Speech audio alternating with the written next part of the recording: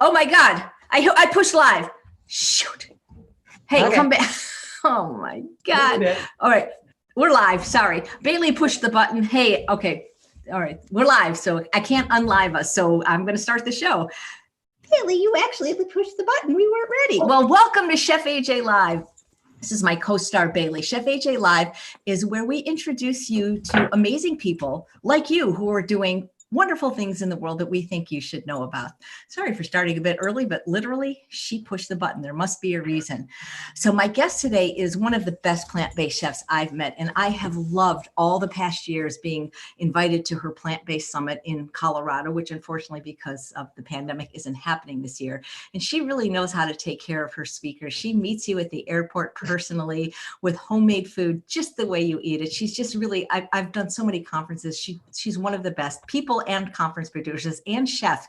She had me do hands-on cooking classes, and she's just so organized and awesome, and her recipes are delicious, and she's a wonderful person all the way from Colorado. Please welcome Kelley Williamson. Thanks for being here. And I apologize for starting early, but honestly, Bailey came up on my lap and pushed the button. Said, come on, Mom, let's go. Yep. No problem. Yeah, so tell everybody who you are in case they're not familiar with you. I'll keep posting your website so they can come sign up and get some great recipes. Sounds great. Hi, I'm Kelley Williamson. I am in Denver, Colorado. So actually Parker, which is a suburb outside of Denver, but most people know Denver. Great weather today. It's about 90 some degrees, but it's beautiful out. There's no humidity. So I run a company called the Plant-Based Kitchen, and I am called myself a plant-based kitchenista. So I've been doing cooking classes for about 6.5 years now. We used to do them at, but of course, the COVID pandemic. So we used to do it at Natural Grocers. So we would do more of a demo type of class, something like this. And then we did cook with me classes. So I actually rented out a church kitchen, and you could come in, and Chef AJ did it for the last 2 or 3 years. She actually would come in and we just do hands-on classes. They get a little crazy. And it seems like it's a lot of chaos because you've got 15 people that are making all different recipes, and you've got all different skill sets from just very beginning to very advanced and stuff. And so you're just kind of watching everybody, making sure they don't cut fingers off or stick knives down your blenders or those kind of things. But we've done it. And Chef AJ and I had a really fun time the last time we did that.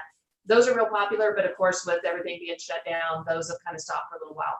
Yeah, I wonder, I remember teaching right before the pandemic got serious and people were still, we're not sure. I taught a demonstration cooking class, and it was amazing because people they didn't want to eat the food. And I'm wondering what the future of cooking classes, especially hands-on like at Rancho La Puerta, are going to be now that we have this, whatever they're calling it, the new normal, because. Yeah, I agree. I think that there's, going back into the places and stuff, and actually people coming up and grabbing food and those type of things, I think might change. One of the things that I have seen is like virtual events, so like cooking with me. So they actually get the food. So you either send out the recipes or they come to, a place and they pick up the food, and then they actually cook with you on video remote. So I've seen that happening a little bit. So they get actually the cooking skills and the taste testing and all those kind of things, but not necessarily right in front of you and coming up and grabbing all the different hors d'oeuvres and appetizers and stuff. So I don't know about you, Kelley, but I am busier than ever with the pandemic because all these companies, especially corporate companies that really couldn't afford to have me come because they'd have to pay for my plane fare and my hotel. I'm doing just like you say, I just did one this morning for this huge organization for women with cancer in New York. And I've got all these other companies. I don't even know how they're finding me. And it's so much easier because I don't have to schlep, and then I get to eat all the food. True. That is true. That's true. Every time we've done the classes and stuff, we're like, okay, we're going to go now. It's dinner time. So we just, whatever I've made and stuff is dinner or lunch or whatever else. It's actually really nice. Yeah. The schlepping the food, the supplies and the food and stuff is a lot of work. I mean, it's a lot of fun when you get there, and I love working with everybody and learning skills and things, but the moving things back and forth and hauling things in and out is a lot of work. It takes a couple hours to get class set up. So do you know Mark Reinfeld, Chef Reinfeld? He was on about a week ago. He's actually opening up a school. I think he's near you. Yes, he is going to be in Boulder, which is probably about an hour away, depending on where you're going from. So yes. You should hook up because you're a great teacher. You should, I can introduce you if you don't know him well. I think you'd be a great asset. Yeah, I think it's going to be, I wonder what's going to be, as far as the cooking school and stuff, what's going to happen just with COVID and everything else. So I think it's going to be a while before something like that can get started. all Well, the cookies. one good thing that came out of this, and I'm a little OCD anyway, it always drove me crazy at stores like Sprouts and Whole Foods when people would like sample, and you're really not supposed to sample, put their hands in the bins and touch stuff, and it just always grossed me out. And now everything's bagged, and I like that better. Yes, yes. Even like all your spice shops and stuff, everything's bagged. They're no longer letting you, like savory spices, no longer letting you go in there and smell the spices and all those kind of things. It's like, here's your bags, here's this type of thing. So Yeah, if you get rid of the OCD, it works well. Not necessarily a bad thing. All right, so what have you got planned for us today? So we're going to do two different recipes. So we're going to do the quinoa stuffed zucchini boats. So we're actually going to make boats out of the zucchini, which is really good. And I'll show you that here in just a second. It's got all kinds of like Southwestern type of flavors in it. The one thing you can think about when I go through this, and I've got most everything chopped up for you, you can actually make it as a base. So you can use all the different vegetables that you want, but you can pretty much chop up anything, add different spices, add different flavorings, and then actually put it into the zucchini boat. And you can do it, say, like Mediterranean, you can do it Southwestern, anything you want to do. It just depends on what you add into it. So like an idea would be, instead of doing black beans, which is more Southwestern, you could do the cannellini beans, and then you've got more something that's Mediterranean or Italian. So it's completely up to you, but I'm doing one that's more Southwestern because I tend to, especially in Colorado, we love Mexican food and Southwestern food. So that's one of the recipes. And then we're doing a detox kale salad. So I did this for you, Chef AJ, because I know that you love kale and you love all the different vegetables. So we're going to do, it has many different types of vegetables in it. And I'll talk a little bit about that, but it's got this dressing, and it's kind of funny. I'll tell you the story. So Jerry's got a friend, and she actually hated dressings unless it was blue cheese, which of course we know blue cheese bad, not supposed to do that. And would eat nothing but blue cheese. And I made this dressing for her and stuff. And she calls it crack dressing. She said it's so good, it's like crack. And she said now she completely got rid of all the blue cheese and is using just this dressing. And then adds a little bit different flavors in it every once in a while when she wants something different. So yay, one good win. Got rid of that blue cheese, at least with somebody. Still eats lots of peanut butter and all those kind of things, but at least we got rid of the blue cheese, which is one of the worst things. So. That's great. I think having a good dressing is so important because that's really what makes vegetable eating salads delicious. I love the California balsamic vinegars, which, by the way, is a huge supporter of this show, Thomas and Ethel. And just for being on, you get to choose 2 flavors in flavor of your choice, and we'll send you 2 free bottles. So there you go. Yeah, I haven't tried the California. I still have a lot of the Bim and Paws, so that having the California balsamics, love it. I would love to try theirs and actually let everybody know about it. Yeah, there's a flavor that I think you'd really like called curry, and the teriyaki is great, but you can pick whichever 2 you want. Wow. I know you always prefer the grapefruit unless that's something that's switched. Well, actually now it's, I lost my sweet tooth. It's really weird, Kelley, but I like the I've turned savory. Go figure. No, that happens though. I think people, once and stuff, like when you kind of go through the plant-based lifestyle, I think you either kind of move towards the sweet or more towards the savory. So I'm still kind of in that middle. I tend to like one or the other. So sometimes it's almost like, when you used to eat lots of sugar and then you'd crave salt, or vice versa. So I'm the middle. I'm right in the middle. That's good for savory. Yep. Congrats. Thank you. Yeah. All right. So do we want to go ahead and get started with, or do we want to introduce Jerry really quick? Since he's we can introduce Jerry. Jerry's going to be on a future episode. He's a star McDougler. Say hi, Jerry. Tell us what you do. Hi, I'm Jerry Casados. I'm a plant-based nutritionist. I'm also an instructor for McDougall's Start Solution program also. So I have a private practice, and I help people transition to a plant-based lifestyle as much as we can. And the cooking and the education piece that Kelley and I do is kind of really good. Cooking's the hook, and hopefully I get some clients out of it to get them to transition to a healthier lifestyle. So I would love to get on AJ and give you some tips and stuff about the plant-based nutrition. And absolutely, tell me what you do. So you teach with McDougall, or do you teach his program online? Because we love Dr. McDougall. He's been on the show. Oh yeah, he's my hero. I mean, 13 years ago I went through his 10-day program. So after that I was sold. He got me off all my medications and stuff. But no, I'm the instructor for his program. That's what I teach all my clients. And we just, the Start Solution, as AJ knows, is a lot of starch we love. So I just have clients, and I try to help them. I got 2 different programs, 14-day and 21-day programs. And I give you meal plans and cookbook. I actually give you a cookbook, so you don't have to think. You just make the recipes. And we also go grocery shopping, all those types of things that makes up a plant-based lifestyle. So it's just trying to get these people more into skin. Kelley's helped a lot with the cooking. We've got a big following in our classes. They become friends, and it's our community now. So it's kind of fun. But I'll be glad to talk to you someday about it. That's all. I'm gonna be behind the camera right now. Well, you're so Thanks. lucky you have Kelley because you don't have to worry about the food. Yeah, he gets to try all the different food. Yeah, one of the things he talks about community and stuff, one of the things that we used to do before the pandemic, we actually used to do community dinners. So once a month we'd come in and I'd rent out the kitchen all day in the big open space at the church, and we would, cook all day. So we'd make enough, for everybody to eat, but then there was always leftovers, of course. So everybody would bring their containers, and we had up to like almost 50 at when we were getting ready to, when we had to shut down and stuff. So hopefully someday maybe we'll get that back, but don't know. Yeah, and we only charge, and the good thing about it is we only charge everybody $30. So thinking about coming in, getting a meal, getting some leftovers, it's a really good deal, and it was a lot of fun. So we did all kinds of beautiful things. We would do like Asian flavor, we would do like Mexican, we would do like a taco bar. I mean, we did all kinds of different things. Movies, yeah, we actually showed movies, had speakers come in and that kind of stuff. So hopefully that'll come back. We hope maybe next year. So. Nice. And we have a question from Core. Speaking of dressings, is there a good Thousand Island dressing? I love Ken's, but I need a healthy version. Have you ever made a Thousand Island, Kelley? I have made a Thousand Island. So there's different ways you can make it. So you can make your own ketchup. You can actually use, you could use you can use cashews, of course, they're higher fat. You can also use like silken tofu, which I'm going to show you here in just a second. So it looks just like the silken tofu here. So you can actually use that. It's a lower calorie. You can blend everything up. So like I said, you can make your own ketchup, or you can use like an Amy's Organic. You want to make sure that you try to look for things that are not really high sugar, high salt, all those kind of things. I think there's some other ones out that are organic that has that. And then you can also use, like, you can cut up your pickles. So there's all that way that you can mix that up, but they're wonderful. My mom, when I grew up and stuff, always made homemade Thousand Island. It was not really in the stores where you could buy it. And then it was also more cost effective to make it. So it's pretty simple ingredients. So if you just, I can actually send the recipe a little bit later and stuff, but I have like an avocado dressing. I have this one, which we call it the balsamic crack dressing.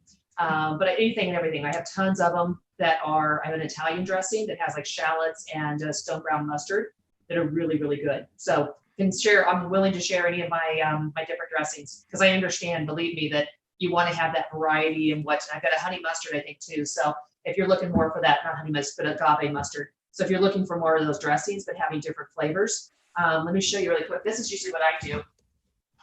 I will make up dressings, and I always have these little squeeze bottles. And then this is the crack dressing, balsamic crack. So I make them into these, and then I'll just put little plastic on the top, and then I just keep them in the fridge. So if you feel like you have a different one dressing one day and you feel like something else, you've got this. This dressing, I'll make it like 5 times, 6 times the different dressing and just have it in squeeze bottles. So that's an easy way to do it. So you could have like 3 or 4 different flavors just like this and make them at home. Thousand Island, you could do really well in this too.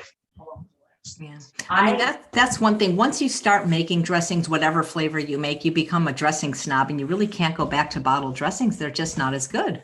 I agree. I have very few dressings and stuff, and I always try the different ones that are out there and stuff, but I find that my dressings, when I make them, because I can add just a little bit more shallots or add a little bit more garlic powder or something like that, I can make them where it fits my flavor taste and what I'm looking for.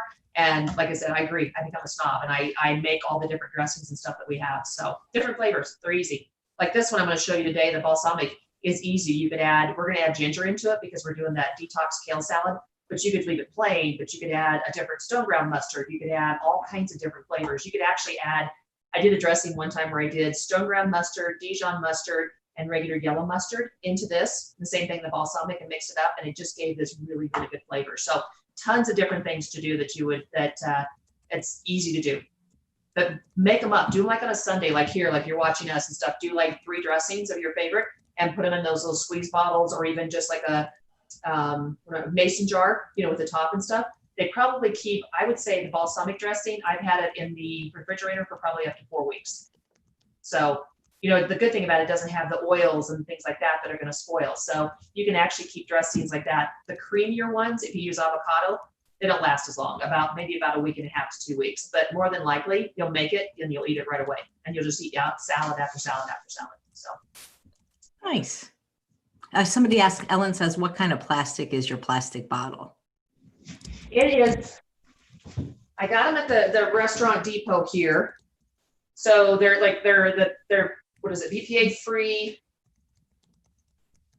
They're just called, but I know you can get them on Amazon and stuff. These were just TRAEX is what they're called, the brand, but you can get all kinds of different kinds. I've not cut off the top. These are just the regular tops, but like I said, you can use the mason jar. But if you do, like I was saying with the Thousand Island, cut the top off a little bit more, because if you have any type like pickles, unless you really grind it up, they're going to get stuck in here. So just cut off the top a little bit more, and then just put the plastic. It keeps it fresher a lot longer. But these are Amazon, any kind of place and stuff that you can get them. Just look for the ones that are like BPA free. But like I said, I do mason jars. I'm a mason jar fan. I keep like all my like Bob's Red Mill flours, everything in mason jars.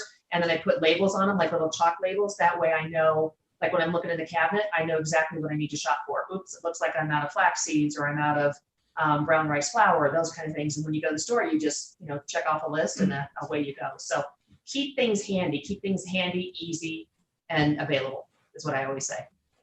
Nice. All right. Any other questions, or do we want to go ahead and get started? Go ahead, get started. All right.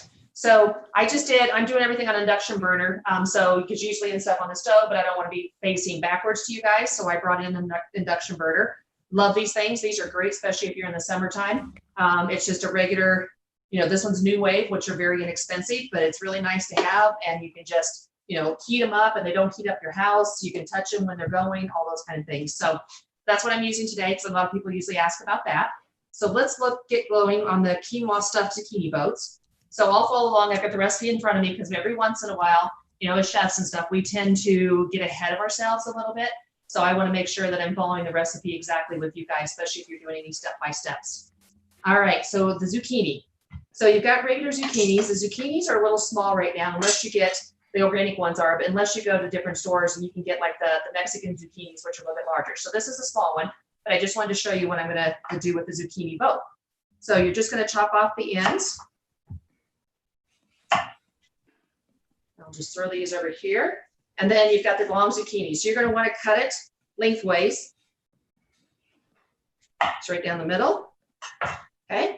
And then it says get a scoop. So what you're going to want to do, and I'm going to grab this one over here, because this is the cut up zucchini from the ones I already have in the oven. So you're just going to grab just a little spoon, or if you have like one of the melon scoops or something, that works really well. But you want to make sure you want to get the seeds out here, but you also want to make sure that you leave the ends. So you want to leave about a ½ inch on the ends, because otherwise what ends up happening when you put things in it, it just spills over. Not a bad thing if you're at home and you're making it for yourself, because then you just have all the beans and the corn and everything else on the side that you get to eat. So you just go in there with a spoon. Most of it comes out pretty easy. And then once you got at least the chunks out, then you just scrape it a little bit. So if you have a larger zucchini, it's really nice, because then you can actually make you can put a lot of different filling in here. When they're small like this, these are good for parties, or if you're going to, you're going to some kind of an event or something like that, you can make these little ones like that. So that's all you do. So that's your zucchini boat. So it looks just like that. So once it's ready, oops, put that to the side. Once it's ready, then what you do is you put them in the oven. I already have the big ones in the oven. And then what you do is you put it on parchment paper, and then you just bake them. So they're at 350. Let me get the parchment paper. 350, and they've got just a little bit of browning, so a little bit of drying out. So I'll just keep those. I'll keep those out for right now. There's a question. Just excuse me for 1 second, guys. You're asking for the recipes. They're not downloadable. They're what's called the show notes. So if you're watching on YouTube, it's in the description and it will stay there. And if you're watching on Facebook, it's also there. So even though you may not see it right now, I promise it's there. I've already put it there. We don't have a way to download this, but the recipes are there. I promise you. So you might not see it right now, but if you wait until it's over, especially on YouTube, it will always be under the picture. I promise. Cool. I promise you will love. Once you get a hold of this recipe, you will love it. This will become one of your favorites. Actually, both the salad and the zucchini. Do you ever air fry? Do you ever air fry, Kelley? I actually I bought an air fryer and stuff way back when it first came out, and used it for a little while, and then didn't use it much. So I sent it to my dad, trying to get him to be more plant-based. So he actually uses it quite a bit. But of course, he's not full plant-based, no oil. So he puts a little bit of oil in, does his French fries and those kind of things. But yeah, no, I just didn't use it and found that, space-wise, it was taking up more space than what I was using it for. So I know you use it quite a bit though, right? Oh my God. Are you kidding? Yep. Absolutely. Yeah. I may have to try it again. I think just because I know you were doing like your Brussels sprouts and all kinds of different things that I've seen. So it's just at the very beginning, I was just like, nah, it just didn't save me any time. So I just decided to go ahead and send it to my dad. He loves it. That's great. Yeah. All right. So we're going to go ahead and get started to get this going. So I've got quinoa already done. I already just showed you how to do the zucchini boats. So in the saute pan, we're going to add vegetable broth. So one of the things with vegetable broth that I always talk about, if you are busy in the kitchen and you're cooking a lot of different things, vegetable broth used to be like remember when you did oil and you did onions and you were sauteing and you were caramelizing onions and you could have the oil in the pan and the onions and it would sit in there and you could go do your laundry, you could go, do some yard work or come back in and your onions and stuff, especially on a low temperature, were still filled with the oil and still cooking. Well, if you did that with vegetable broth and you can caramelize onions with vegetable broth, the problem is vegetable broth burns off really quick. So you need to watch it. So since I'm standing here today, I'm not going to cut it. But what I usually will do is say, if it's a quarter cup of vegetable broth, add a little bit of water, add like a quarter cup of water. And then that way it doesn't burn off as quick. So it actually just lets you kind of use it and not worry about things burning if you happen to step away and answer the phone or something like that. But like I said, since I'm watching, I'm just leaving the vegetable broth in. But if you do the cutting of it with water, do like half and half. Half a cup of vegetable broth, half a cup of water if you're sauteing.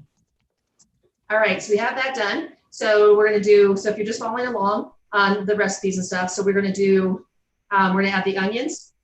So we've got onions that are regular. You can use, these are regular white onions. You can use yellow, you can use red, you can use whatever you want. It just depends on whatever you have in your refrigerator. Just put those in.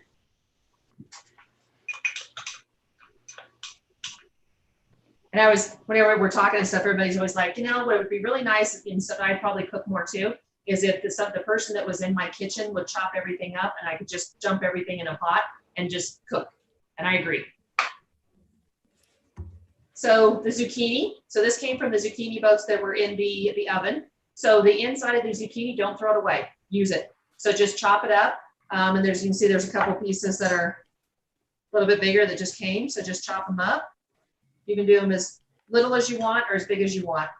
And one of the things that you can think about too is if you don't really like chopping, because I always say that, chopping and stuff is the one thing that keeps most people out of the kitchen. If you don't like chopping, get a food processor and then just put things in there with food processor and grind up your onions and your zucchini, or onions and things like that, buy them already chopped. That's another way. Trader Joe's, Natural Grocers, Whole Foods, all those places have them. So I'm going to add in the zucchini. No waste. That's what I love about this recipe. There's no waste. Then you've got green bell pepper.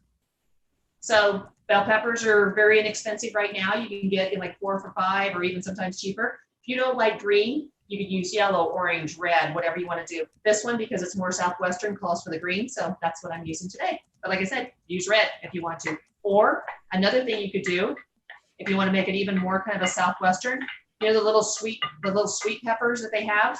I love those. Yeah, I love those in the air fryer. The ones that come in 3 colors, right? Yellow, orange, and red. Exactly. And they're beautiful. So you could actually take those 2 and chop off the ends and just take a little bit of the seeds out, or you don't even have to worry about it if you don't. Chop them up and put them in here. And then you've got the red, the yellow, the orange, all those kind of things. Or roast them ahead of time so you just do them like in a 350 oven if you don't have the air fryer. So 350 oven, and they're probably about, on parchment paper, baking sheet, probably 20-30 minutes, and then chop them up. So then you've got that roasted type of flavor, which is really good. It's almost like a roasted garlic. Okay, so get the bell pepper in there. So corn. So of course the non-GMO, got the Whole Foods corn, so just regular corn, and it's actually frozen. So you just need to just pull it out a little bit early to get it going. Okay, and then if you follow along, the black beans. So the one thing I noticed on the recipe, so the black beans are in the directions, but the black beans are not in ingredients. So sorry about that.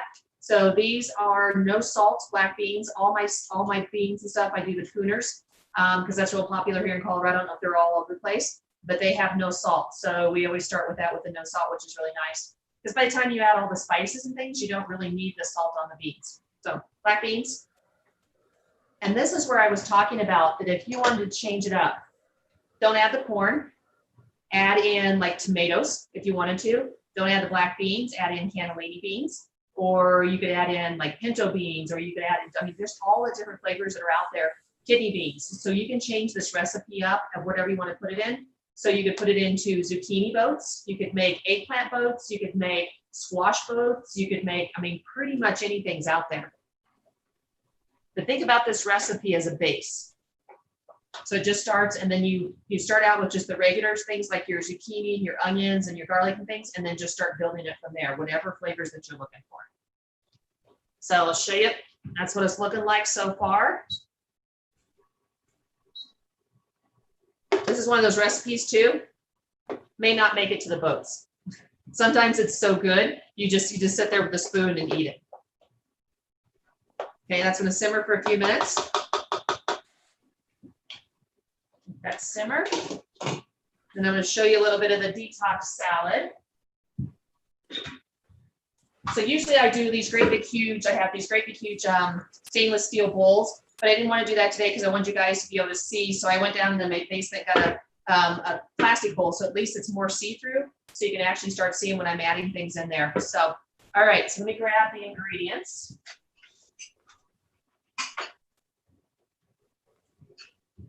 Okay, we're gonna have to figure this out here. Put that there. There's a question, can you use parchment paper in the Breville oven? I use the parchment paper if I'm like on a baking or a roasting mode, but I don't use parchment paper when I'm air frying. My understanding is you've got to have those trays open. So my answer is not on the air fryer setting, but on the other settings. But if you're using one of those cooktop ovens type of thing, yes, you could use that. The only time I've ever seen problems with parchment paper is if you're doing like a really high heat, so like 450 or maybe even 500.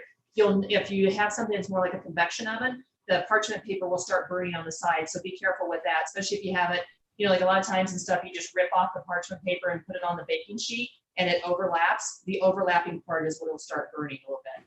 Yeah. So it usually goes up to about 450. Okay, so we're looking at, if you're looking at detox, we're looking at broccoli. So just broccoli that's just chopped up because you just want to have, more like little bite-sized pieces. But if you wanted to make this really chunky and have the big pieces, you can do that too. It is completely up to you. And this is another one. There's a lot of chopping for the salad. Use your food processor or something like that. Or if you have, I used to have one of these grater things that was like, it had a stand and it had the little grater cups on it. You could use those too, and you could actually grate everything up. So depending on what you want to do. So 2 cups, you'll notice on the recipe, most everything says 2 cups. So 2 cups broccoli, 2 cups cauliflower,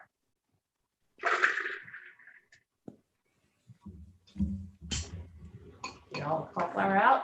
You're going to chop it up, get it out of the bowl. Okay, and then you've got red cabbage. So if you don't like red cabbage, use green cabbage. You can use Napa cabbage, whatever you want to do. Or if you even want to, you could actually mix it. So you could do a little bit of red cabbage and then a little bit of the green cabbage or the Napa cabbages that are out there. So cabbages are very inexpensive right now. So good time to get them.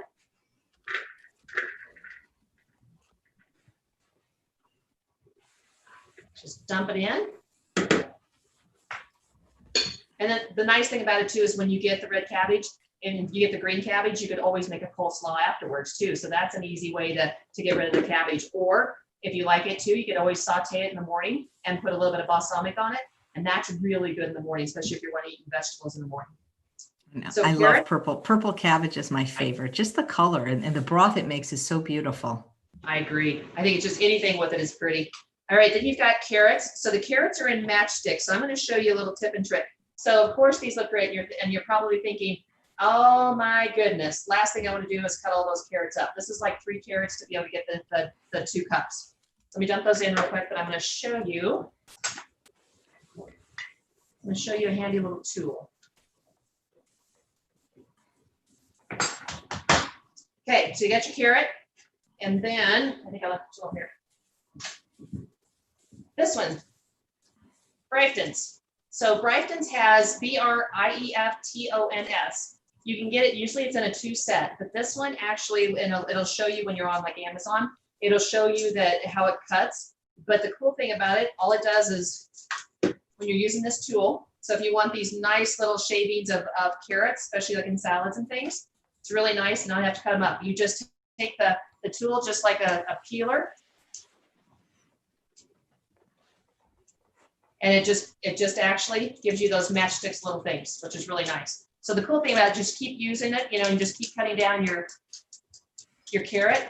And then what I usually do when I'm making it for dinner, I usually will take it when it gets to like a small thin piece, is I just kind of diagonal cut it, and then we'll eat it right and stuff before dinner. So it's a nice little healthy snack right before dinner. But this is a wonderful little tool, and it cleans up really well. I love those little tips and tricks. I think I actually have that. And I have one that actually makes roses out of the carrots. Oh, well, that would be, I haven't seen that one. Yeah, it was $5 at the swap meet. It's crazy, but yeah, it's really cool. Oh, well, look at that one. I've got a book on all the, how to do all the roses and things like that. I don't do too much of it, but this type of thing, when it can save you, when it takes you 2 minutes instead of an hour to cut up all the carrots, or even buying the carrots, because sometimes when you buy the carrots that are already in the bags, they taste a little funny. These are organic carrots, and you just, shred them up and make them for salads and everything. All right, so look at that already. Isn't that beautiful? It's gorgeous. And it's like healthy too. All right, kale. So we got chopped kale. So I'm sure most of you guys know about kale. So kale is super, super easy. You can use the curly kale. You can use the, I always call it the elephant ear kale. And then there's the red kale. In salads like this, I tend to prefer like either the curly kale or the elephant ear kale, just because it's easier to eat and easier to break down. The red kale and stuff doesn't, for some reason, the red curly kale doesn't break down as much. And so it tends to be a little bit chewier. So if you get somebody that says, "Ooh, I don't like kale," I would either do the curly or the elephant ear kale, which is the long, silky ears, which is really nice. And of course, when you get kale, all you do is you just strip it like that, and then you just chop it up. That's all you need to do with kale. So just make sure you take the stem out. So question for you guys. Is that over there? There was one on tofu earlier about can somebody use extra firm silken if they can't find firm? Yes, I do. Yes. So there's like, if you go to, so Natural Grocers here has all different types of different, so it's like soft and goes to firm, extra firm. It just depends on what you want. There's probably 5 different varieties of this one. The nice thing about this one, instead of getting the stuff that's actually in the refrigerated area, is you can actually keep it on the shelf. So it has great shelf life. So if you're looking for something to make like a sauce or something, you can grab one of these little boxes of the silken tofu out and then use them. So that's, yes. So use firm, extra firm, soft, whatever you want to do. It doesn't really matter. So that's good. But it is important to use silken for dressings, right? Because the water soaked is just, it's different texture. It does. And if you use the extra firm and stuff that's not the silken, it actually it makes it a little bit more crumbly and not as creamy. So definitely you want to use any type of silken. But like I said, I buy these because of shelf life. I love just keeping them in my pantry and not have to worry about taking up all of my refrigerator space. So, but if you can't find, on the ones that you can buy like this, these are like $1.99, I think, a box. Just get the silken tofu that's in the refrigerated aisle, where you usually see like the different cheeses and all everything that's supposed to be plant-based vegan. So yes, you can use that. So question, do you know if you can freeze kale? So let's just say you get a whole bunch, or you go out there and you got a garden full of kale. Can you freeze it? Okay, I'm going to guess that you can, but you probably want to blanch it first. You don't even have to blanch it. You can actually just freeze it. So if you've got it something like this, or you pulled off like this, let's just say I pulled this off the stem, because Jerry bought 2 big things of kale. So we got a lot more kale than we needed for this salad. So turn that down a bit. So all I do is I just kind of finger pull it a little bit, and then I put it in a baggie, and then I mark what the baggie is. And I usually put it into like sandwich size baggies or freezer bags. And the reason why I do that is because then that way, if you just need some for soup, you've got it in a smaller bag versus one of the great big huge gallon bags, and you just throw it in the freezer.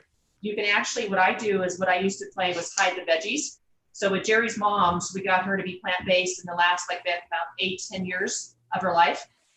We went, but one of the things she said, I don't like onions, I don't like kale, I don't like this, there was probably a list of 30 things that she didn't like. So what I did is I played hide the veggies. So to get kale into all of the soups and things that I made her, I would actually just, after it was frozen, I would take the baggie out of the freezer, and then I would just crunch it, the top of it up, and then it crunches up and looks like parsley. And she liked parsley. So I would put that in all the soups and sauces and all those type of things. So it's really nice to be able to do that. You can also freeze spinach. You don't have to do anything with it. Of course, you don't eat it for salad, but it's good to make in like sauces. So if you're making like a gnocchi sauce or an Italian sauce, you just take that spinach out and you're not using the frozen spinach. So you've got that fresh spinach, and you don't even have to, like when you're pulling it out, you don't even have to wring out all the water. It doesn't have that water like your regular frozen spinach in bags do. So I keep a lot of those things. When you're making that, those big boxes of spinach and you're eating it up, and then you get down to that bottom part, put it in the freezer, but mark the baggie so you know exactly what it is. Use it for your soups and your sauces and all that. It's a great way to reuse things. All right, so kale, just chopped up little pieces. Kelley, there's a question. What was the name of the carrot tool again? It's called Brighton. So let me grab it. Love this thing. So it's B-R, B as in boy, R as in Roger, I-E-F-T-O-N-S. I got them on Amazon. If you sign up, the cool thing about this company too, if you sign up, they'll actually say, would you like to sign up for our site? And I know it's like, like if you're like me and stuff, you get 5,000 emails a day. But this one's a really good one because what they'll do is they'll offer you specials. And so they'll say, hey, if you would like to have a microplane by us, or which is this type of thing. So like grater, if you'd like to have this by us, or you would like to have, I was trying to think what else they do. There's all kinds of equipment that they have, but they'll give you really good discounts. So they'll come back, and what they'll do is they'll say, since you bought this from us, we're offering you this special for one day for $7, and you can get these really cool pieces of equipment that you'll use, like something like this. So if they do ask to sign up, this is a good one to sign up for. But Brighton's one of my favorites. All right, so we got the kale in there. All right, so then we've got, so everything's cooking. Just check this really quick. Got a little vegetable broth.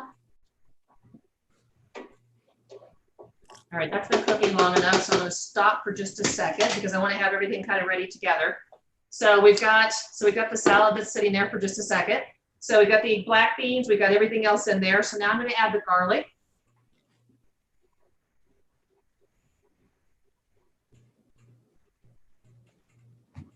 And then if you're following along and stuff, you have the garlic. We've got the cumin. Love cumin. And I love, more than likely, a lot of you guys probably have these types of like measuring spoons and things. Maybe it's metal and stuff, but a lot of times they're round.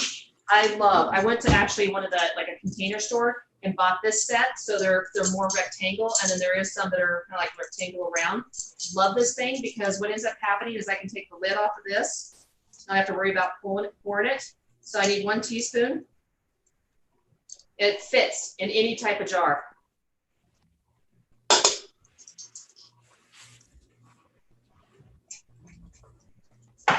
Same thing, now we've got like a round top. Oregano.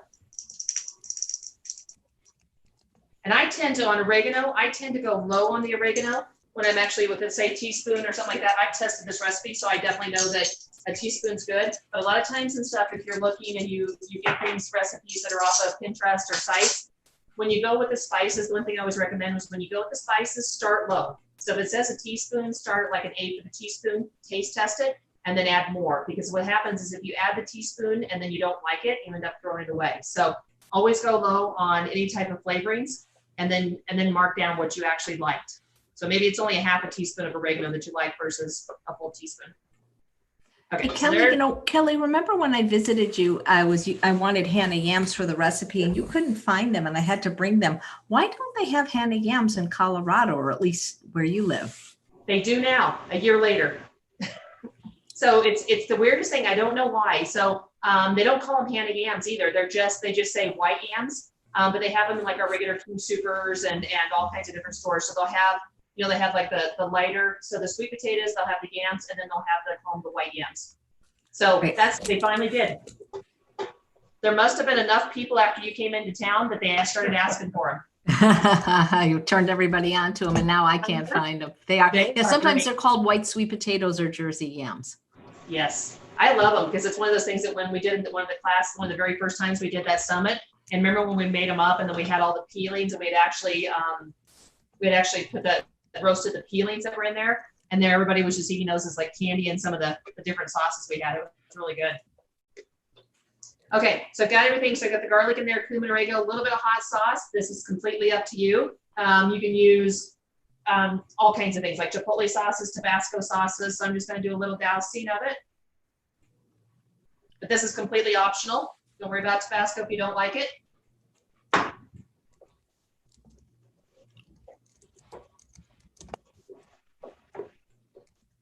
Yeah, one thing too, there's classes out there too. One of the things I did not too long ago is I actually made all my own hot spices or hot sauces. So I've got like this one here is a curried pineapple.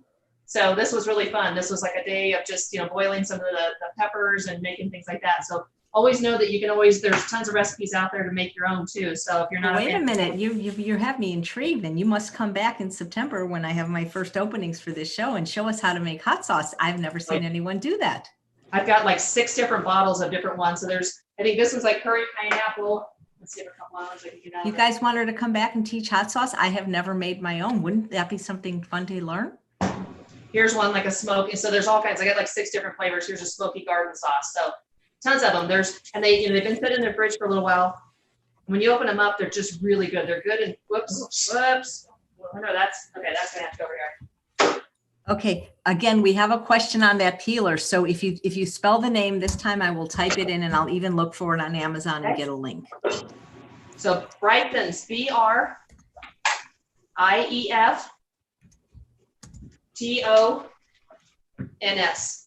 And it's an F, right? Briefton's? Briefton's. Like brief tons. Okay, guys, I'm going to look for the link while Kelly's cooking. And Jerry's wiping up the hot sauce that exploded. Okay, so I've got everything in there. So hot sauce mixed in. Then we're going to add quinoa. So you can use the white quinoa, whatever quinoa that you want. I use the red just because I wanted a little bit different color. Because the white I figured would blend in with the onion. So just looking for color. I cook that ahead of time. One of the things I always talk about with quinoa, what I do is when I get started with the quinoa, I put it in water. I put it in water or the vegetable broth. I boil it for about 2 or 3 minutes. I turn off the stove, and then I put the lid on it and I just let it set. That makes the best quinoa. Because a lot of people and stuff they'll say that they'll boil it the whole time until it breaks down. It makes it better and stuff if you just boil it for the first 2 or 3 minutes and then put a lid on it and turn the heat off. And then just let it set. Then you fluff it with a fork. That's the best quinoa. All right. I do quinoa in my Instant Pot like for 1 minute and it always comes out great. Instant Pot is wonderful. It makes the best beans, makes the best rice, all those kind of things. Yep. But if you don't want to use your Instant Pot, you can just do it right on the stove. All right. So I'm going to add a little bit more vegetable broth in there. Not too much. All right. So we got that in there. Quinoa. Then I'm going to add a little bit. So the last finishing touches is the tomatoes. So fresh tomatoes. And then cilantro. So I am not a fan of cilantro. Cilantro to me always smells and tastes like soap. So I'm going to add just a little bit, especially since you're going to eat. But if you like cilantro, put as much cilantro as you want. When I do cooking classes, it's funny because I'll have the cilantro because I'll have it keep it in glasses to keep it nice and pretty. Every time before everybody leaves, I'm like, anybody want cilantro to please take home? Not me. Just not a fan of it. A little bit goes a long way. Okay, so that's what it looks like so far. Wow, beautiful. Yeah. Like I said, this is one too. You could leave the zucchini boats out and just eat this. Throw this over here. All right, so we'll let that cook. Get that on medium low. Let's simmer a little bit. All right, so the salad. So we ended up with the kale. So I want to be able to make the dressings. And then we've got dried cranberries. You could use dried cherries, whatever you want to do, whatever your favorite is. And then we've got almonds. You could use walnuts. You could use whatever you want with that.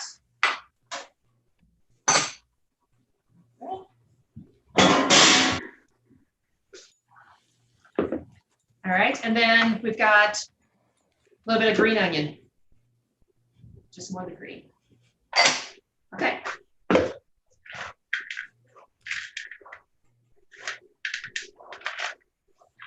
And this is just one recipe of this.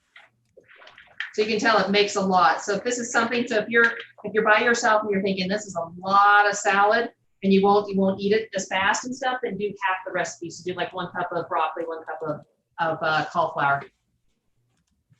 All right. Apparently, Kelly, Brifton makes a lot of products, but I did find the peeler, so I'm posting it right now. Perfect. Okay.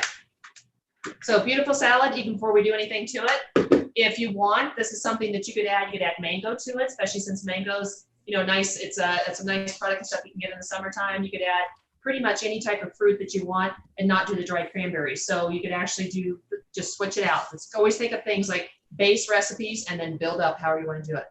All right, so the dressing. Yeah, it's funny. Kathy says, I used to hate cilantro, but my taste buds changed and now I like it. That's how I feel about arugula. It was so bitter at first, but now I actually crave it. There's a question about the sweet potatoes. You guys, I apologize if I miss it. You don't see what I see, but I see things go very fast. About the difference between Japanese sweet potatoes and Hana. They are different. They're both delicious. I find that the Japanese, which are kind of purple on the outside and cream colored on the inside, are very, very sweet and taste like cake. The reason I prefer the Hanas is because they're creamier and they're less sweet. Hanas are kind of beige on the outside and white on the inside, but there's no such thing as a bad sweet potato. You are exactly right.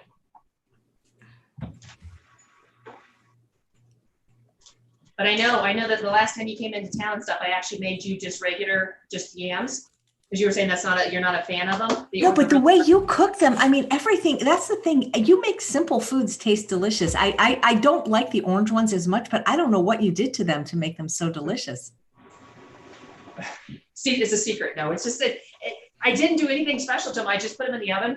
And then when I could keep them roasting at 350. And what I do is, of course, I just let it roast and stuff. So instead of just like right when they would be ready, so let's just say that it's an hour or 2 hours later and stuff and they're ready to go, and most people would take them out and that's what you get at the restaurants. I let them go for like another 30 minutes. And the reason why you do that is when you start seeing like the juice of the yam coming out, so a little bit of that really thick syrup of it, that's when they're really good. That means that they're like really sweet and really, really, really good. So that's why yours tasted so good. Do you have any culinary training? Because you're just a fantastic in the kitchen.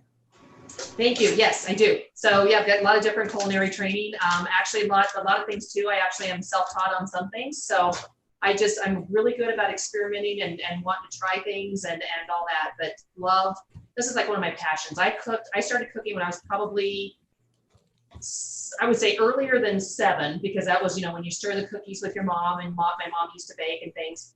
But then after that, about 8 years old and stuff, I actually started cooking for the family because both my parents worked and they wouldn't get home until 5 o'clock at night. And when we got done at school, it was 3. So my mom would leave out, like pot is, Kansas. So pot roast, and I made chicken fried steaks and all those type of things. And of course switched, later in my life to be completely vegan.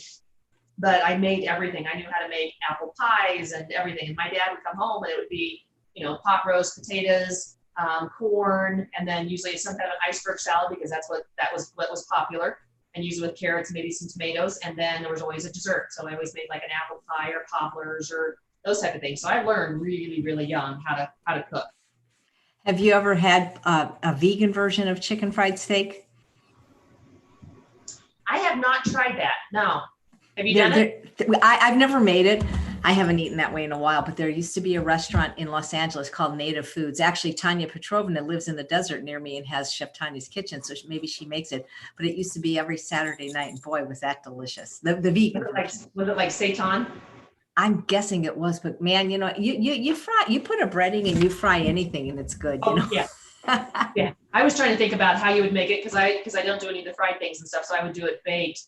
But I'm not a real big fan of like seitan and tempeh and all those type of things. So I'd have to think about how to do it. But I do make, like I use tofu and stuff, and I'll put it marinating. We'll make bacon, lettuce, and tomato sandwiches. So instead of the bacon, of course, it's the tofu, and it's got all the smoky flavors and lettuce and tomato, and then you put the mustard and all those kind of things and avocado, and that's really good. So I've substituted a lot of that. I've not done the chicken fried steak. Yeah, I was when I think it was maybe Mark Rainfeld when was on, is saying, hey, can you make biscuits and gravy, you know, healthy vegan? Because I would love that. So a couple of sweet potato questions from Dina and Nadej. Let's see, it's moving fast. Can you please ask her if she pokes the sweet potatoes with a fork before roasting? And does she trim the ends too? Also, what temperature does she roast them at? Did she say 400 degrees? Okay. Yeah. So great question. So no, I don't poke the sweet potatoes because I want to make sure that everything stays within the skins, and I don't cut the ends off either because I know that those are some of the tips and tricks that are out there. I leave them completely whole. So what I do is I'll take like aluminum foil, but I don't like that aluminum foil next to my food. So I take aluminum foil, I cut off a piece of parchment paper the exact same size, and then I'll put the sweet potato in there whole. So I've washed it down, you know, make sure that there's not any little pieces or things like that. And then I roll it up, and then I put it in a 350-degree oven, and I put it on usually the top shelf, and then I will let them set there. So like if I'm getting ready for dinner or something, I'll usually go about 2 hours, and you'll smell them like in your house. You can start smelling them when they're ready, but then I'll let them go for about another 15 to 30 minutes. And the reason why I do that, because you'll get the almost like the syrup of the sweet potato, especially the orange ones, not so much the Hannah, but you'll get the syrupy of that. And that's when they turn really soft and gooey and sweet, and they're wonderful. My dogs actually love them when I cook them that way too. So, but yeah, just super simple. Don't cut it off. Don't worry about the ends. Don't poke them. I don't do that with my baked potatoes either. I'll put those in the same oven and stuff and just let them go and wrap them up that way. So. What is it about sweet potatoes? Even Bailey, I mean, she's not much of a food motivated dog and she doesn't beg, but I can never get a sweet potato to myself. Doesn't matter what kind. They are just intoxicating to humans and dogs. They're so good. Yeah, both of mine and stuff. They know that sweet potatoes, they can smell them cooking. They're just like, oh my gosh, sweet potatoes, let me have one. All right, so I'm going to do the dressing really quick for the salad. So we've got just the regular balsamic. You could make a flavor if you wanted to. Then we've got Dijon mustard. This is the crack dressing that I'm talking about. You could use any kind of flavor. If you don't like Dijon, use the stone ground mustard. Completely up to you. Shallots. So little shallots and stuff. They're actually, if you don't have shallots, let's say you're making this recipe and you look down and you're like, oh, I don't have any shallots. I don't want to go to the store. Just use like a white onion, or I've used a red onion stuff, just use a lot less. So if it says here, use 1 medium size, or 2 teaspoons of shallots, and use a red onion, just do like 1 teaspoon, because that's going to be a lot more harsh as far as the flavor. Just put that in there. All right. And then you've got flaxseed. So flaxseed are the ground flaxseed. This is what makes it really thick, because a lot of times and stuff, when you'll do dressings, you'll notice a lot of times that they're really runny. So especially if you do a balsamic. So instead of doing that, you just add just a little bit of flax seeds.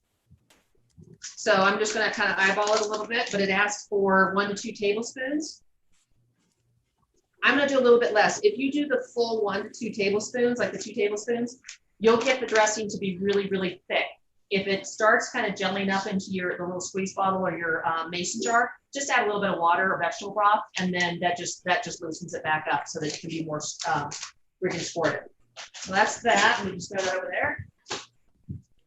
You know, I'm looking at your website right now, and you've got I'm going to post the link again, but you've got some amazing recipes with beautiful pictures, and I'm hoping people will subscribe or at least check it out. And I'm going to put that in the chat box right now. Just did you do those pictures yourself? The photography is beautiful.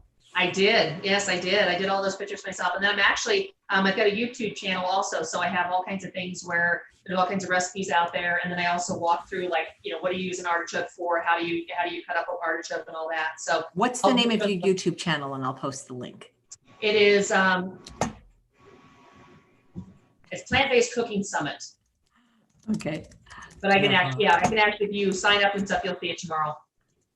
Great. A little bit of agave. You don't want to use agave, of course, you could use maple syrup. You could maybe not use it at all if you want something that's a little bit more savory. It's completely up to you. And then another tip.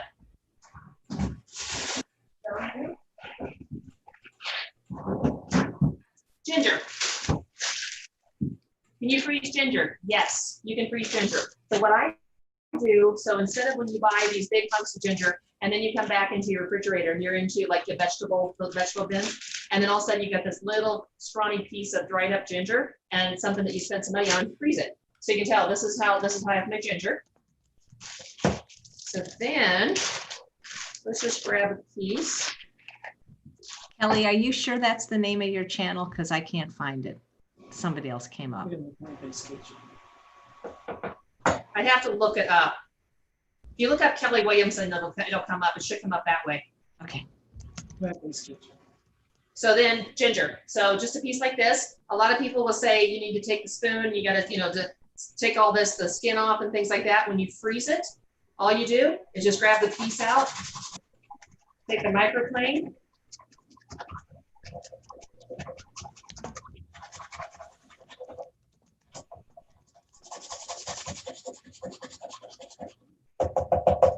All right, just so you know, the name of your channel is Kelley Williamson, Plant-Based Kitchenista. Thank you. I know I have another one out there which I can merge together because it has a lot of the different recipes in it too. So I'll do that. So then when you're done with your ginger, throw it back in the freezer. And that's it. So when you grind it, it's really nice. So when I was doing the microplane, all you do is see the beautiful ginger. So the skin, everything all goes together. All right, so. Question about from Linda, do you peel the ginger before you freeze it? No. When I buy the ginger and stuff, I just take the chunks of the ginger, throw it into just a regular Ziploc bag, like a gallon bag, and then just put it in the freezer. And then when it comes out, I just use the microplane or just some kind of a grater like this, and then just grate it up. So I don't take the skin off or anything else. You don't need to do that when you freeze it. And it keeps forever, which is really nice.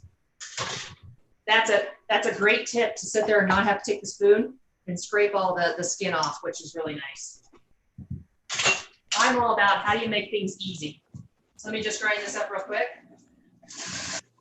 Yeah. Is anybody else having trouble with handing yams? I find they are so small and measly now. Usually I buy those 2-pound ones and that's my lunch. And now they're just like little snivelly little nothings. I don't know what's going on. Yeah. Let me grind this up real quick.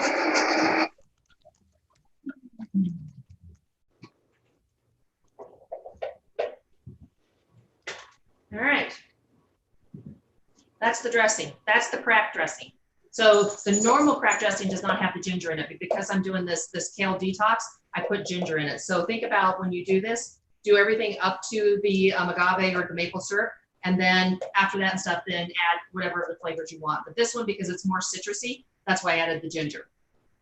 Okay, so I'm gonna put this to the side since I already have the, I'll just use it.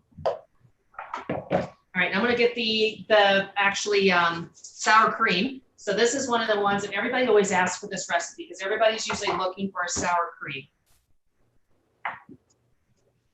Make sure that's keeping hot and nice. All right, in a blender.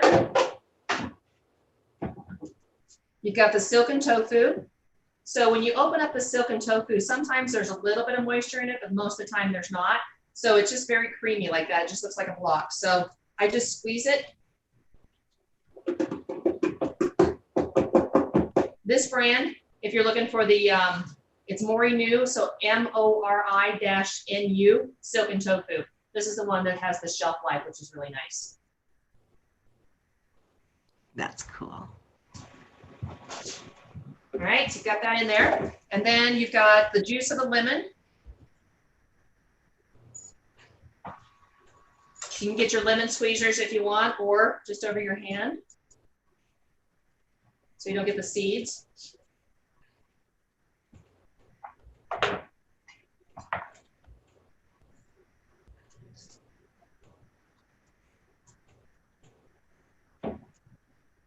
Yeah. And then apple cider vinegar, so two tablespoons. Apple cider vinegar is one of those great things. It makes so many different dishes taste wonderful. And it's one of the ones and things I think before I became vegan, plant-based, I would say never used apple cider vinegar ever. Now I use it for lots of different things. It's one of those great ones. That's garlic. Really good. You know, Patricia Bragg wrote a book about it. You know, Patricia Bragg from Bragg's. And I met her in Hawaii. She signed her book. I'm trying to get a hold of her to see if she can be on the show. If anybody knows her, let me know. Because I love having people that are, thriving in their senior years. Bragg's is great products. Oh, that's a great question, Kathy. Does Jerry do the cleanup since you do all the cooking? Not always. Sometimes. At least, I would say at least he will unload the dishwasher once everything's clean, and then puts it all in stacks, and then I put it away. So I'd say partially. So a little bit of just a little bit of salt. You don't have to put the salt in here, but the little bit of the Himalayan pink salt adds really nice flavors into a sour cream. You don't have to do that. You could actually just leave it completely out, but I just put just a tiny little bit. No pepper. And that is it. So I'm gonna put it on the blender here real quick.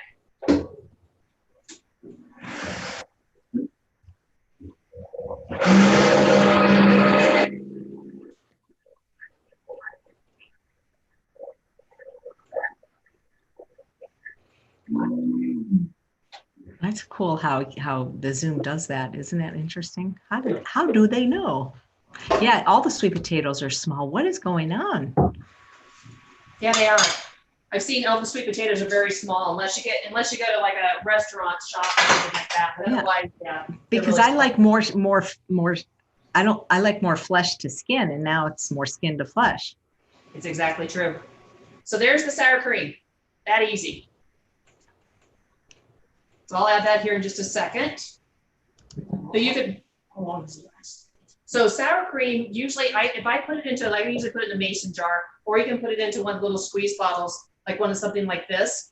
Mason jar makes it a little bit easier. I would say it probably lasts about a week and a half to 2 weeks. But more than likely, if you make this really quick, I guarantee you will use it on vegetables, you would use it on baked potatoes, all kinds of different things. It's really, really good.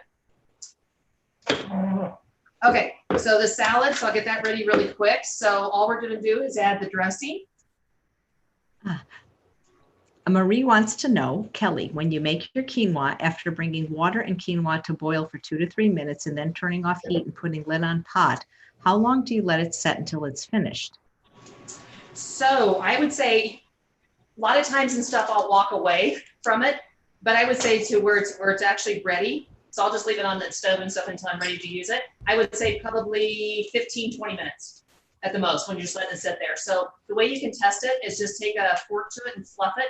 And if it actually has like the little seeds that are separated, the quinoa that's separated, and it's a really soft texture, then it's ready to go. But I would say it's about 15, 20 minutes just sitting on the stove, covered. Great. Okay, I didn't put all the dressing, I just put a little bit. The reason why is I get in there with some gloves, or if I'm at home and stuff just by myself, I just use my hands. But since I'm doing it in front of everybody, I figured I'd use the gloves. And everybody's probably used to wearing these right now anyway with COVID. So just mix it up. And the cool thing about it is when you massage in the dressing into a large salad like this, you'll end up using half the dressing that you really made. So, and it also too, if you've got a balsamic, what'll end up happening, usually like if you do balsamic dressings and stuff, usually what happens is it always pools at the bottom of your bowl and you end up getting a whole bunch of the lettuce and stuff that's covered with it. If you massage it in, you don't have that problem. It collects into all the vegetables and makes sure that everything's covered. So how do you know if you've got enough dressing? What do you taste here in the actual salad to know that you've got enough dressing? What do you mean? Like if you can, okay, I'm not sure what you. Lettuce. So anything that's lettuce, you taste that when you've added in the dressing to see if you've got enough dressing. Oh, I see what you're saying. Yeah, you can't. That's the only way you can tell because. Yep. That's the thing. You can always add, but you can't take away. So my mom always dressed our salads light. So I always just got used to very, very little dressing on my salad. My mom used to over dressing our salad and it'd almost be like mush. So we finally got to where we told her, just put the dressing on the side. That way it's just not too mushy. So just keep mixing it up. And the cool thing about it is when you massage it too, you're actually breaking down the kale. Yeah. Speaking of the kale, there's a question from, where did it go? Asking if you wash the kale before you froze it. No. So, well, actually, yes. So what I'll do, so if I don't wash it right away. So if you do wash it, don't freeze it right away because of course you're going to get the ice crystals on it. You want to wash it just like you normally do and then lay it out on a towel or some area where it can dry. And then once it's dry, then go ahead and shred it up and put it into the vacuum. So yes, just don't do it right before you freeze it. Okay. And then the question, Barb says, can you please give the quinoa to water ratio again? Give the what to what? I'm sorry? Quinoa to water. Water. So this one was, so what I did is I did a half a cup of quinoa for this recipe. And then I did 3/4 of a cup of the vegetable broth or water. So that's usually the good thing. So usually, like I say, if I do a half, then I do, so instead of doing a half of the water, I do 1/4 more. And that way it soaks it up and it's really good that way. Okay, so I'm gonna make something pretty. And I'm gonna get the quinoa boats out. And Kathy wants to know, when did you go plant-based, and also maybe why? About 13 and a half years ago, went plant-based. One of the reasons, so I had IBS, and then I also had migraines all the time. So of course, when the migraines, you start out with Imitrex once in a while. I know Imitrex is not popular now, but then all of a sudden you just keep getting these migraines, and then eventually they put you on something that is every single month that you just take. So they're just like, well, we're just going to make sure you just take it all the time. So I didn't want to do that. And then also Jerry was having, and I know he'll tell his stories, was having all kinds of heart issues and high blood pressure and cholesterol and all that. So he did a scan, and I don't want to get too much of a story, but he did a scan. And when it came back, I said, I'm going to open it up on a Friday night when we were at dinner. I said, if the scan is not good based on your results, then what we're going to do is we're going 100% vegan. And so we did that. And so we've been that way ever since. I found McDougall. Yep. And he did McDougall also. So that helped. But it was also he had tried to go more plant-based probably about 3 or 4 years before that, but it was hard. So because I would cook, and I would cook something different than what he was eating. So we just decided together for health and wellness and everything else to actually move to that program. So that's what we did. So there's the kale detox salad. That is gorgeous. That is, and like I said, add mango, add things that you want to add to it. And let me get the boats, and I'll show you what that's going to look like.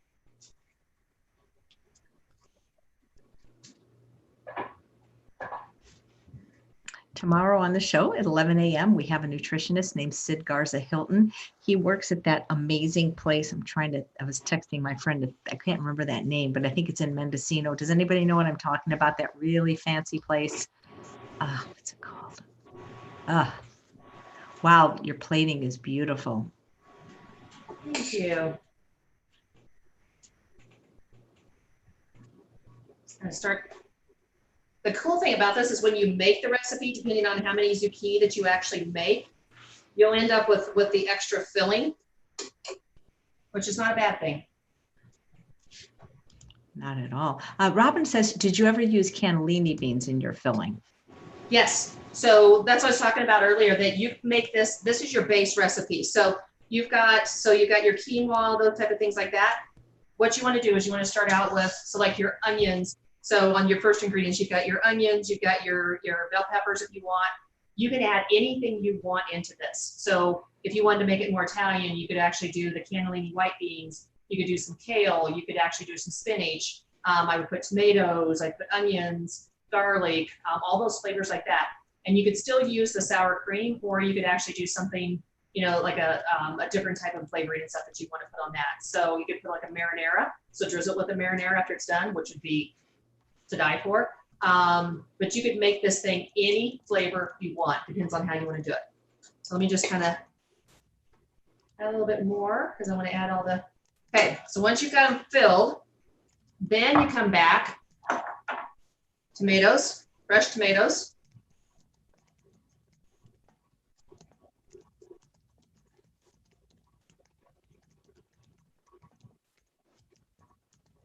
Remember all the fresh tomatoes we bring you when we picked you up at the airport? Yeah, the problem is when somebody gives you homegrown tomatoes, you can't buy store-bought anymore. That's it, the Stamford Inn. Thank you so much. Thank you so much, Lisa. I think, is it called Stanford or Stamford? I'll look it up, but he is the nutritionist there. It's supposed to be an amazing place.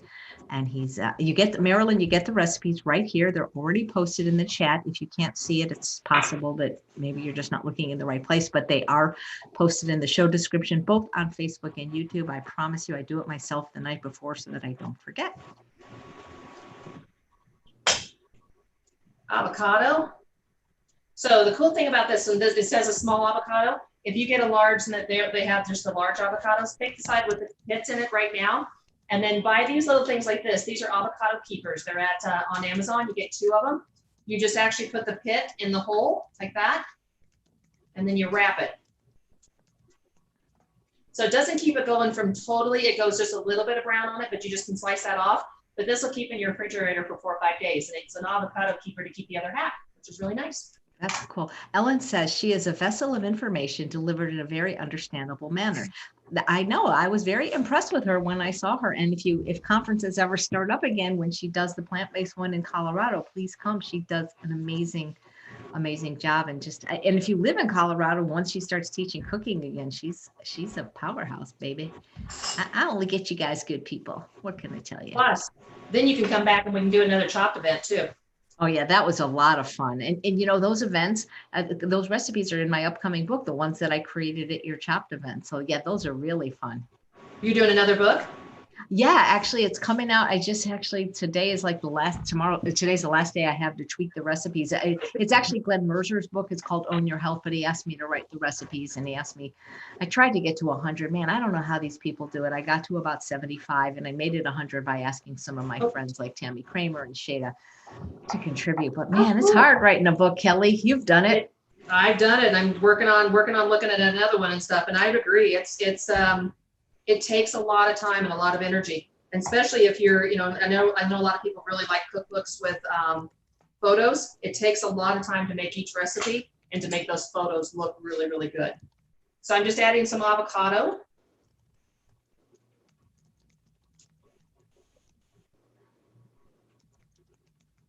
We're almost ready. Yeah. So guys, if you're not seeing the recipe now, it's possible. Like there's 5 different platforms you could be watching on, but I just checked. It's already there on YouTube. I swear. So thanks for your patience. The sour cream recipe, Janet, is there. It is in the zucchini boat recipe. So it's actually like, it's right there. It's like it says sour cream. It comes right under toppings. I'm looking at it right now, what Kelley sent me. I didn't type it separate for sour cream. Oh, what's her book? Jane wants to know. Great question. Thank you. My book is The Plant-Based Kitchen.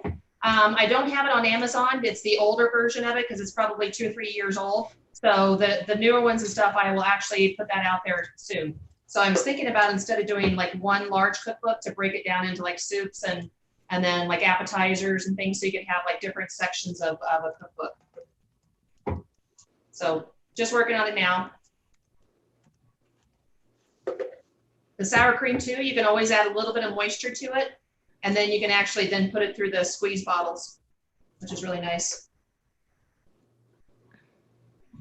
Okay, and then last but not least, just for pretty, I like anything that has color, just that I always call it, when you open up a refrigerator and everything's made for you, it's eye candy. So it's like, especially when you do like meal prep and you've got everything ready, this just makes it pretty. Okay. Well, we know what you're having for lunch today or dinner. You bet. There you go. Zucchini boats. Zucchini boats, and then the Detox Kale salad. That looks incredible. I think we have the same dishes. Are yours from Costco? Actually, I think these were Bed Bath & Beyond. This one I got at Home Goods, I think, it was on one of those ones that was on sale for like $1, and I'm like, woo-hoo, I'll take it. I can use it for serving things, which is really nice stuff. Wow. Well, Radhika says it looks amazing, and it does. That's the only thing is I wish we could have taste-o-vision, or at least smell-o-vision. The old smell-o-vision and stuff from, what was it? Emerald. Yes, if you could have the smell-o-vision. I remember him. But yeah, there is the food for today. Easy to make it your own. I always talk about that. Just make, add any kind of thing like mango, add peaches, that are coming out, all those kind of things. Make this your own by cannellini beans, black beans, whatever you like to do, whatever's your favorite. Easy to do. Easy, easy food, but good. Will you come back and do a hot sauce class in September? One that doesn't explode, yes. I have a hot sauce now from here to the sink for some reason. I don't know why that exploded.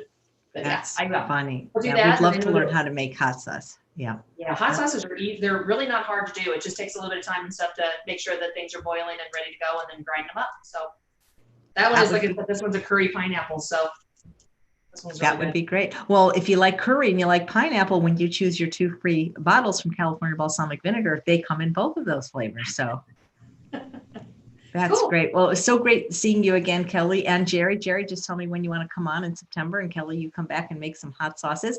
And I hope all of you will come back tomorrow at 11 a.m. when we have a very interesting guest. He's written books. He has a podcast. He works at the Stanford Inn. His name is Sid Garza Hilton, and he's really interesting guy. So thanks again for watching, and thanks, Kelley and Jerry, and I'll see you soon. Love you guys. Bye.